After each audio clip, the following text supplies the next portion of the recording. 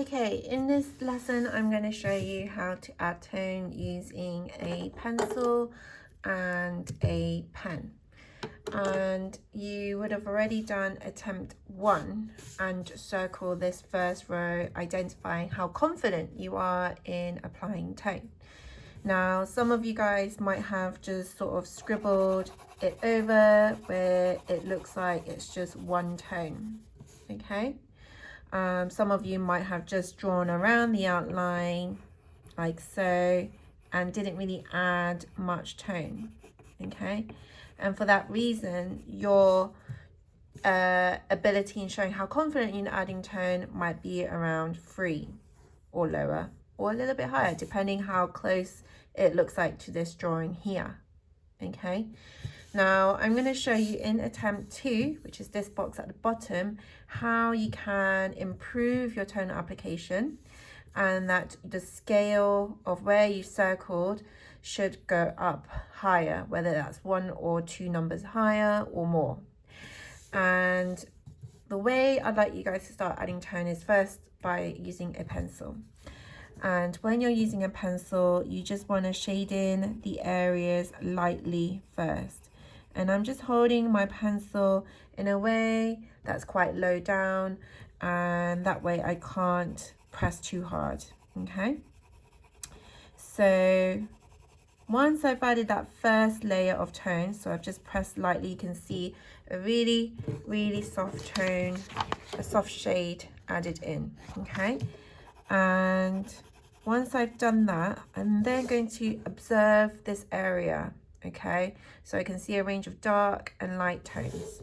So I'm just going to go over and pressing down my pencil with a little bit more pressure on areas where it shows darker tones and blending and shading it out in areas that should show a gradual change of tone. So here you can see it goes slightly darker.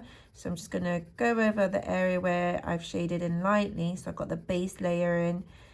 And I don't want to see anybody using their fingers to smudge. In this first lesson, I want you to practice applying control in the way you add tone when using a pencil.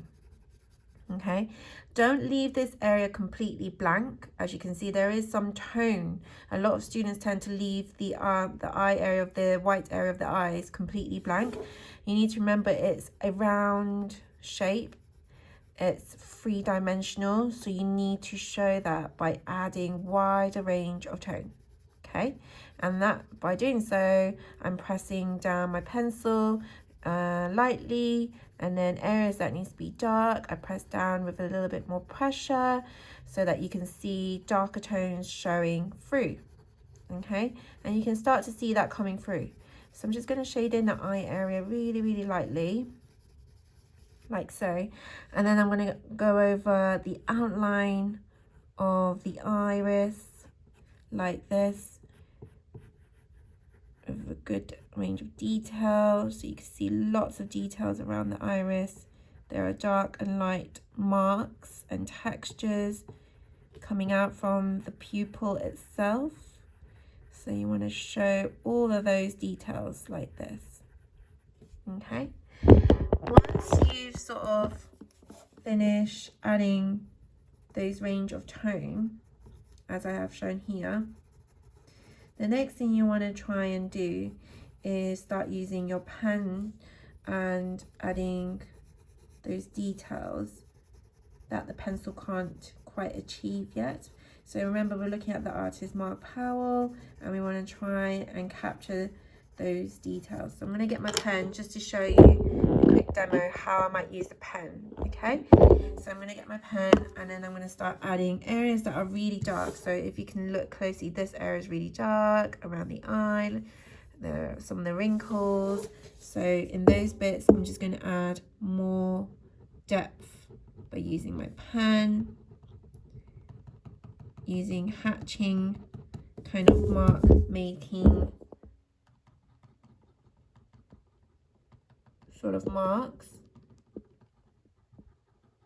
And what happens is that's adding a lot more depth to your drawing.